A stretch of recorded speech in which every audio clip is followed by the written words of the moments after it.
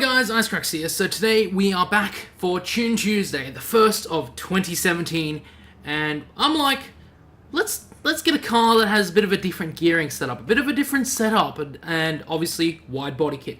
And I thought, Lexus RCF. I haven't tried that before. I've never done a Lexus drift car. I have done the IS300, but that don't really count. That it's a Toyota Chaser. But anyway, RCF, Lexus RCF. The weird thing about this car, it has 8 gears in the gearbox. Something that you don't see very often. The only other car I'm quite aware that has that many gears, that is on the market right now, is the Corvette Stingray. That has 8 gears as well. And 8 gears, yeah, but that makes the car undrivable manual. So I believe it's semi-auto, semi-manual shifting, I think, for the RCF. But we're here to tune this thing, turn this into a drift monster, because it has a Rocket Bunny kit, which makes this car amazing when it comes to the Rocket Bunny kit. I've currently exploded the car out. You can have it looks pretty cool and stuff. But we should get into the meat and potatoes of this video of tuning this car up. So first thing we're going to do, we're going to throw a giant 6.5 litre V12 in the thing. That's what we're going to do, 6.5 litre V12. I know it's a bit excessive, but we're going to throw it in. Rear-wheel drive drivetrain, so leave it stock. And then we're going to twin turbocharge it. And of course, got to throw the Rocket Bunny kit on. Look how badass this kit looks. Come on, let's be honest. We like a good kit. We like a wide body kit. Let it make it real wide. And we're going to throw the big wing on the RCF, the Rocket Bunny wing. It's fucking huge. Holy shit, like literally. I mean, completely excessive, but oh well, we're going to do it. Street tires, we're going to leave street tires. We don't have anything. I tried actually doing a rally tune, but I didn't really find it that well. And as you can see, the tires are pretty wide, so we're going to leave the tires stock width because they're already super wide and we don't need any more rubber. I'm going to throw on my favorite set of rims, the TC105Ns by Wed Sport. I do want them for my own car, my own 86. And yeah, they're just really good rims, actually. They look really good, so that's so far. Now we're going to put drivetrain, pretty much everything racing gearbox, racing clutch, racing everything. We've got to make everything super light and adjustable, tunable, everything else, racing differential, things like that. Racing brakes, even though I scrolled right past it. Racing suspension, not rally suspension. I got to actually play some more Blizzard Mountain, so stay tuned for Blizzard Mountain, I don't know, tomorrow, I guess. I'll probably be playing some more Blizzard Mountain for tomorrow's video. But I had a little rant yesterday about good old PC version of Forza Horizon 3 and Turn 10 needing to support the PC version a little bit more because the port isn't that great. For the engine, though, anyway, that aside, for the engine, we didn't put any mods in it. The engine's completely stock. The stock V12 provides more than enough power to get this thing to go sideways. Though, to be honest, Horizon 3 is inherently really easy to drift cars, so we're going to do that. So racing everything, we throw a V12 twin turbo setup in the car, leave it stock. I know it's quite excessive, but screw it, we like excessive on this channel. We like everything big and excessive and crazy, so we're going to do that. For tuning, this is where the fun part begins. Drop the tire pressure to 1.2. 1.2 is low tire pressure, so you can get the tires to rubber about, so you can get more grip going sideways, a little more sidewall. Gearing.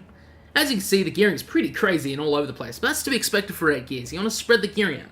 We're going to completely muddle up the RCF's stock gearing and make it work for us. I had to fiddle around with it a lot to get it to work. So, final drive, a 3.4. First gear, 3.50. Bring it all the way down. I had to muddle around with this gear, actually, the gear setup, actually. 3.50. Second gear, 2.12. Yeah, basically brought all the gears down and brought the final drive shorter. I meant longer, so you can get more speed out. 2.12. 1.53 for third gear. Fourth gear, 1.17, bring that down, all the way down, top speed, all that at speed. Fifth gear, 0.93, I'm bringing it all the way down, yeah. Sixth gear, 0.93, I think I left sixth gear in the same spot because it seems pretty good, isn't it? It looks pretty good. Seventh gear, 0.78, brought it a little bit more down, and eighth gear, 0.66. Basically, the last few gears I didn't really tweak that much, sort of made the power curve spread out over the whole length of the gear setup. Basically allowing me to get some pretty insane speed out of this gearbox. I can stretch it out and retune it and stuff. But that aside, we're gonna give it -2.5 degrees camber and neutral camber at the rear. 1 degree toe on each side. So negative in the rear, positive on the front, so get them to tow out. And the caster to 5.7, shorten the wheelbase a little bit, because the caster is actually, if you think about the suspension post, how much angle it is along the car. So if you have a higher degree of caster, the front suspension is more pushed forward, and it extends the wheelbase a little bit, or extends the suspension points a little bit, so it gets a different suspension geometry. Anti-roll bar, we're going to drop it all the way down. Drop the front anti-roll bar all the way down to the 11 point something. 11.79 as I have listed here, but it can really be anything within the ballpark of this. So yeah. And the rear anti-roll bar, I just stiffen it all the way up to about 28.51. Suspension, basically brought the springs down, made them super soft, brought them down to 184, basically. I just wanted the suspension to be sort of similar in stiffness. I don't want it super hard, but dampening brought that down as well, because it's inherently really, really stiff. Well, the RCF is really track focused. It's like a tamer version of the Lexus LFA. So we're basically throwing out that track focus mentality and turning it into a drift monster. So 7.1 for the rear, 3.0 and 4.1 for the bump stiffness, basically about allowed to run over more bumps more softly. Hopefully the suspension doesn't go crazy.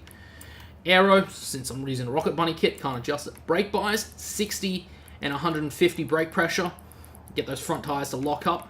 And the rear differential, 80-60. Personal preference, you can do 80-100, 80-0, 100-0. 100-0 is a bit of a lock diff. 100-100 is actually a welded diff, if you're wondering. 100-100 is a welded diff. So yeah. So that's the tune for the Lexus RCF. This will be on my file share, and let's go for a bit of a slide around Surface Paradise, as I love to do that. So I always like sliding around Surface, so let's go for a slide. So let's kick this off. Let's kick off the little bit of a drifties with the RCF. I do like the RCF's orange, actually. This is one of the oranges I do like a lot when it comes to car. I don't really like the 86's stock orange because it just looks weird and it has a really weird shine to it, but RCF stock orange, I love it. I love it, I love it, I love it. It's actually, I love this orange color. I don't know why. It's just, some orange colors never seem to they never seem to get it right. They're always like a bit too yellowy or a bit too like reddish. It's just, ugh. I feel the orange on the 86 is actually a very bronze color, and yeah, it's just like, I guess Toyota's luxury division got colors right and everything, because Lexus is Toyota's luxury car division, basically. It's like, I don't know, it's like Scion, and actually Scion is like America's Toyota division, basically, so, which is now dead, and now it's basically everything's being sold as a Toyota car, and Lexus is, it's like, I don't know, I can't really define it, I can't really say it. It's like, Lexus is like the luxury car division. I can't really think of any other car companies that have a luxury car division that has like sort of a, I don't really know. Yeah. Leave it in the comments if you know any cars that have like a luxury car division that's like sort of like Lexus. Lexus is like a sort of an offshoot of Toyota, sort of a lot of stuff developed by Toyota and then made luxury and beautiful and leather seats and everything. Toyota's more of the practical workman's car, or poor man's sports car, while Lexus is a little more expensive. Though, probably the only Lexus I really care about is the RCF, the LFA. The LFA is probably the only one I really care about, because it's rare and has an amazing exhaust mode. And I think it revs up to 9,000 RPM, which is actually quite insane. V12 can actually rev up to 9,000 RPM that I'm running right now, but I don't think the RCF stock motor does that. I'm doing a lot of, like, Manji's. Probably do it actually with like tandem drift with someone, but unfortunately a lot of people don't play Horizon 3 anymore because it's car tap actually. A lot of people don't play Horizon 3 anymore, it's just because, I don't know, the audience retention is pretty low for some of my friends actually. I enjoy Horizon a lot more, I don't know, I like Horizon, and I spawned the car. But anyway, Horizon, I don't know, I feel like any Forza game, I feel there's only die-hardcore players that tend to stick around. The hardcore players tend to stick around, the not-so-hardcore players don't really stick around, and sort of player base sort of drops off after the initial launch.